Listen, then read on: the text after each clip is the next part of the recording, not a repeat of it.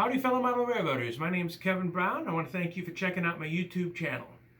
Well, as everybody knows, the showstopper, the pandemic, whatever you want to call it, is still going on strong. I am one more week off starting yesterday, and my plan for this week was to improve the wiring on my layout in the basement here, and I've got a lot of work to do there. I've made some progress. As sneak peek, I've got a new spot to put my DC and DCC controllers.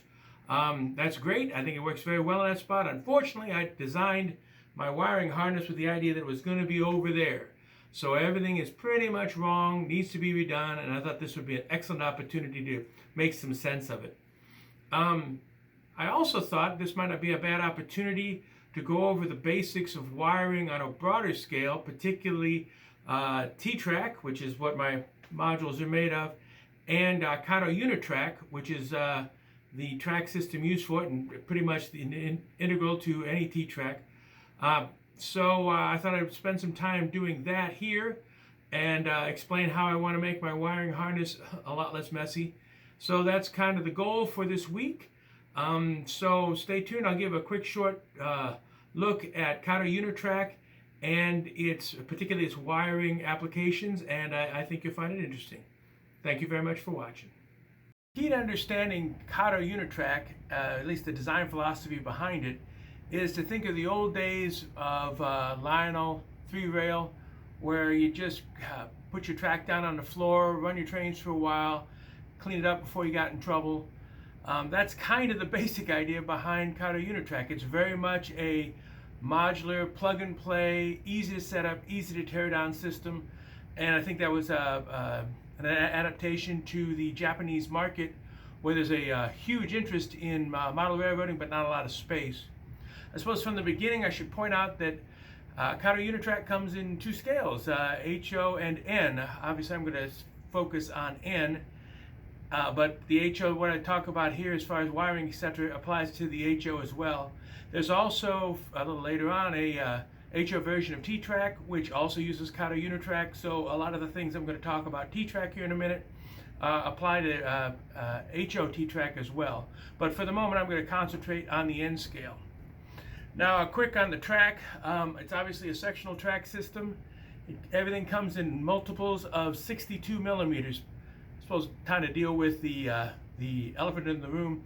The rest of the civilized world has been to metric for many, many years, including the Japanese. So all their measurements are in metric, which explains the schizophrenic measuring system in T-Trak, because a lot of the modular dimensions are in inches, but everything else is in millimeters. So anyway, multiples of 62 millimeters. That's singles, doubles, triples, and quads as far as straight track.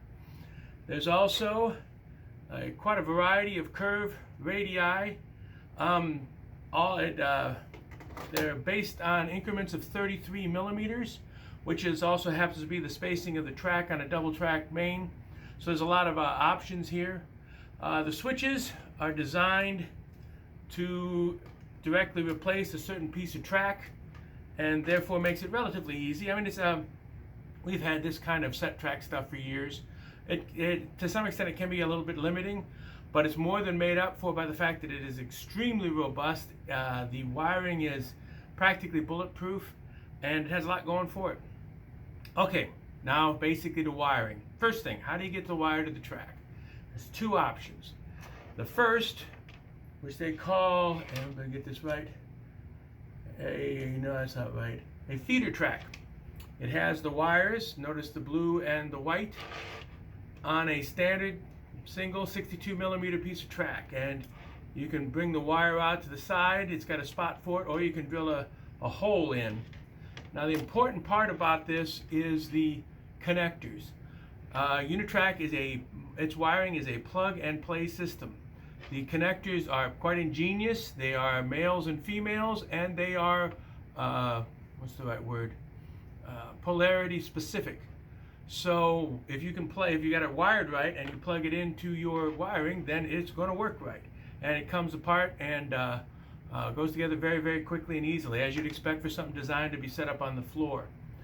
There is another option for wiring, and that is this, which is called terminal unit joiners. The unit joiners are the parts that hold the track together. They use the same unit joiner between HO and N scale, and they snap together just that simply. And it is very, very sturdy. In fact, the only thing holding T-Trak modules together is the Unitrack joiners. So here we have a set of Unitrack joiners that are already pre-wired, already come with the correct female or male plug. So that's the other way to get power to the track. So now you've got power to the track. How do you get it to other places? There are two options. First is a simple extension cord. Clearly just a male and female end. They're 90 centimeters, 35 inches, again, all metric. And these can stretch your feeders quite a distance. There's also a different colored one for AC lines if you're doing signals or anything like that, so you can keep track of those lines and don't accidentally plug them into the wrong thing. That's kind of a nice option. The big thing that's very handy is this, the three-way splitter. This allows you to start from, say, your power pack and go to 3 different regions on your layout, or continue like this one in a daisy chain to the next one and the next one and the next one, and wire that way. So again, plug and play, very, very simple to use. So that's the basis of wiring and kind of a quickie overview of Kato Unitrack. So next I'd like to go over how this affects T-Trak, and then eventually how it affects wiring my layout. So thank you for watching. Now that we've got some background in the basics of Kato Unitrack, it'd be easier to understand how T-Trak modules are put together and wired. Okay, here's a very basic, simple T-Trak module. If you'll recall, I said that the basic unit of track was 62 millimeters. Well, this is 5 units across, or 310 millimeters. It's helpful to have them hang over by a millimeter or so that the unit joiners will engage completely. So that's why the dimensions of this are in inches and designed to mate up with the Unitrack. Now, anybody who's watched my channel for a while knows that you can make these modules in multiples of this, doubles or triples. There's even a quad, though I can't imagine why you'd want to make it. And you can also vary the depth considerably. This is a original concept small one, I forget, like 8 inches deep. I routinely use 13 inches deep because you have a lot more room for scenery. Okay, wiring. Looking underneath, you can see the same connectors and the same wiring apparatus from Kato Unitrack. We label our tracks. The close one to the front is red, and this is yellow. That's just a nomenclature left over from the old N-Track days, and it works pretty well. And so what I do is, if you can see this, there's a little recessed area on the male plugs, which fits. It's really easy to put some paint in there. It's kind of a slick plastic, so with a recess like that, it doesn't rub off. So in a minute, you can tell that's the yellow, that's the red. Now, one thing I'm going to have to deal with, it's one of the most annoying and controversial things in T-Trak design. You would think that you would have, say, blue, white on the for the track power. It doesn't work like that. It's always been blue, white, white, blue. That's the standard. So basically these are opposite polarities. Now the reason behind this is obscure. I've heard 2 explanations. One was that if you had a loop of these things, 2 tracks, you could run it with 1 power pack, wire it both in, and one train would go one direction, the other train would go the other. I don't know that I buy that one. The other one, where it does actually help, is if you're building a dog bone-like layout where you have a big, huge reversing loop come back, then all of a sudden all the polarities match up and it works like a charm. But it does mean that every time you cross between these tracks, it's a dead short. One of the things with T-Trak modules is you want to keep these tracks completely electrically isolated. In a show, these will be running 2 different types of trains, 2 different directions. One may be DC, one may be DCC. They have to be completely isolated, or else you get all sorts of problems. it's not that difficult to work with. You just have to make sure if you're going to be crossing over, you have to make sure everything is nice and insulated. It's one of the reasons I like their double crossovers, because those are automatically insulated. In fact, it exactly fits a single. It's 5 sections long, and it solves a few of the problems. But that's the deals with T-Trak. One way to deal with the whole polarity issue of blue, white, blue, when you're doing DCC like my layout, I hope you can see this is obviously just a T-Trak's power station.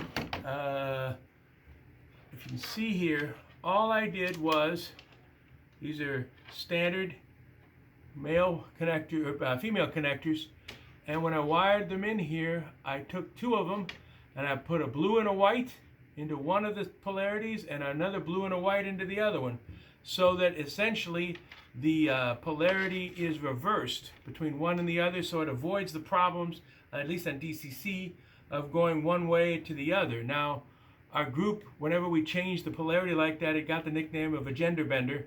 So the point is, I bent the genders here. So by having one be red and one be yellow, and by having them oppositely wired, life's good. You don't have to worry about that. So the blue, white, blue thing isn't a giant pain.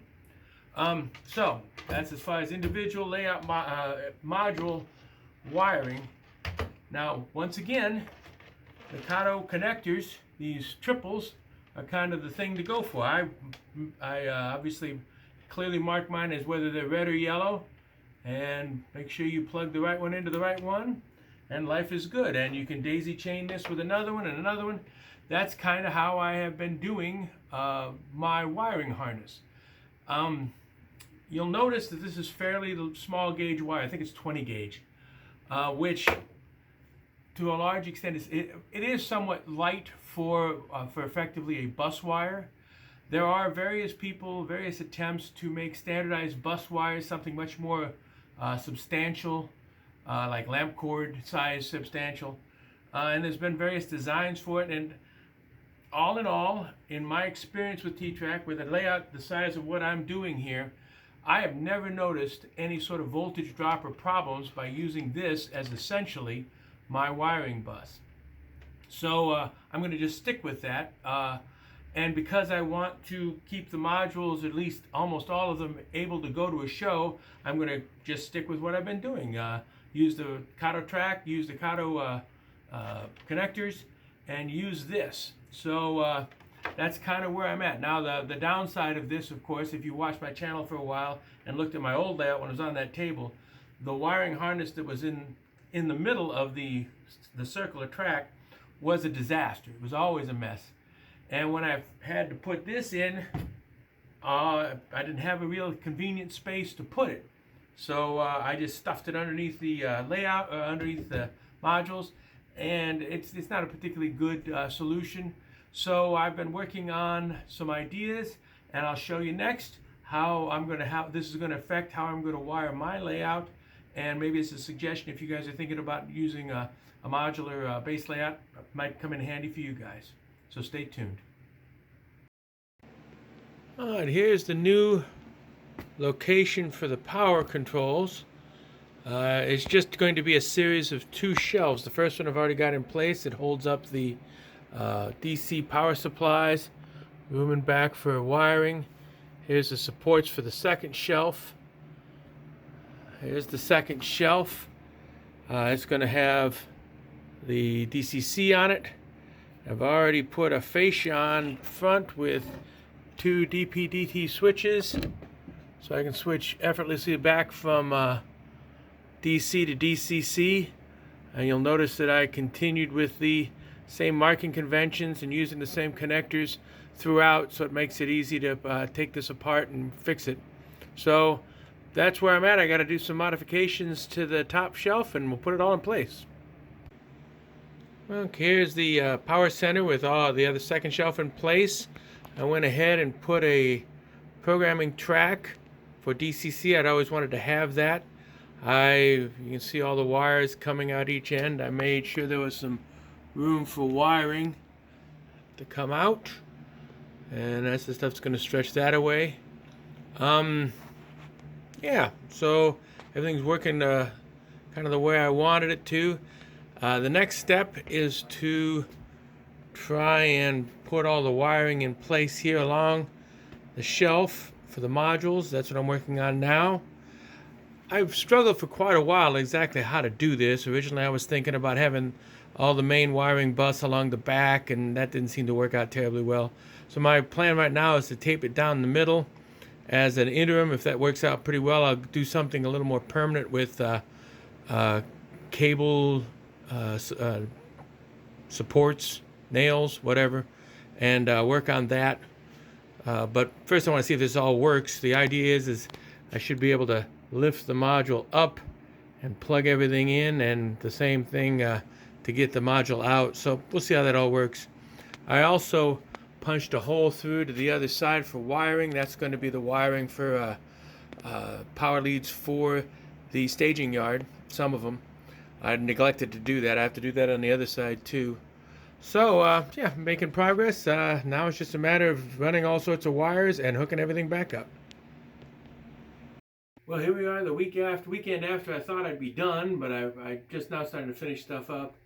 As with all projects, I found I was short some parts, so an emergency order to eBay, my personal weakness. Bought the parts in here, and I managed to get all the wiring harness done throughout, and also got the parts to make sure that the LocoNet for T-Trak is all set up. In addition, I also have a LocoNet set up, and now 2 power drops on the other side of the wall in the staging yard. Everything seems to be running very well, so that worked out well. I also got the hardware and put the shelves in, the second shelf in for storage. And I have those 2 white cabinets back there. I put a shelf in each one of those 2, so there's a lot more storage potential up there. So I just literally just got done vacuuming up the mess from that. So I got quite a lot done. Next stage is probably going to be working on what's going to be the track work at Minneapolis and the for the bridge across there. So I'll start trying to figure that out and get that stuff ordered. Changes in my life. I got a long weekend this weekend, but from now on I'm back to full time at ISU. We're on summer work. We have a lot of stuff we want to try and get done before students start moving back. Hopefully everybody moves back and this insanity calms down a little bit. So I will have a lot less time to work in the layout, but I'm quite pleased I got everything done I really wanted to. It's a functional layout. I can run trains now, so I'm way ahead of the game. So I'm glad I had all this extra time off. I guess I'm kind of looking forward to getting back to work, and we'll see how progress goes on the layout after that. As far as my group, the N scale of Bloomington Normal, we have the last show we had on the schedule for the summer, which was the Galesburg Railroad Days. It just officially canceled. So that leaves the next one that I know of on our schedule isn't until September in Decatur. Let's hope that everything will be calmer then. We can do that, because I really like to get a chance to run trains and go through a train show, because I spent a lot of money and have a good time. So, we'll see what happens with that. So I guess I'll end this video. It ended up being a little long, but I hope you enjoyed seeing the progress and where I'm at with the Brownsville Terminal Railroad. As always, if you like what you saw, please hit like and subscribe, and I hope to see you next time. Thank you very much for watching.